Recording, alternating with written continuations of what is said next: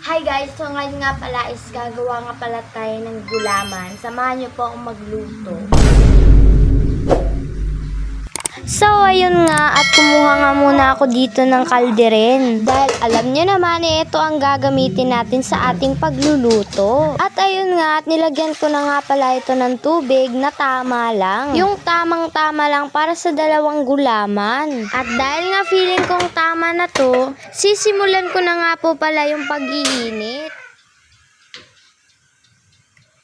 Ito nga pala yung gulamang gagamitin natin sa ating pagluluto.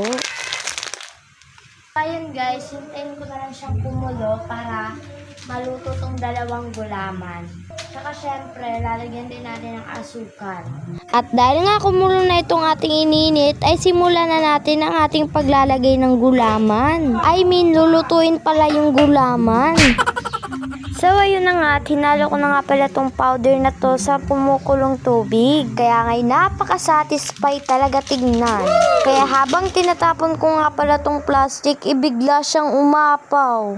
By the way, pinatay ko nga muna yung apoy dyan. Kaya pagtingin mo talaga sa video, unti-unti na siyang bumababa. Halabi, nagmukha na talaga tayo ditong si Masha. So, yan, samahan nyo muna akong haluin itong aking niluto. A few moments later. At sa wakas, naluto na nga talaga itong ating gulaman. Kaya kumuha nga muna ako dito ng mga baon na nagagamitin ko. At dahil nga ito lang talaga yung pinakaisang lalagyan natin ng gulaman, sasalihin na natin yan. Para naman magmukha talagang gulaman itong ating niluto. So, ito nga pala yung lahat ng nakuha kong mga baonan. Medyo marami din kasi alam niyo naman dalawa talagang gulaman yung niluto ko. So, ayun, at inuna ko nga pala itong favorite kong lalagyan. Oh.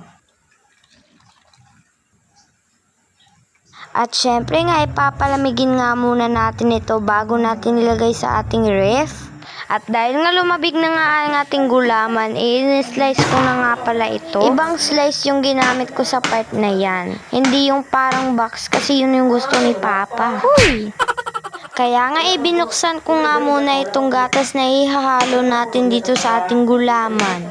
At ayun nga at super satisfying niya nga talaga tignan. Tignan nyo nga mga be, kahit isang gatas lang yung ginamit ko, kasyang-kasya na nga talaga siya dalawang gulaman. Kaya ayun at hinalo-halo ko nga muna siya. At ito nga pala yung final result. Abangan nyo na lang po yung vlog ko na nagmumukbang po ako dito.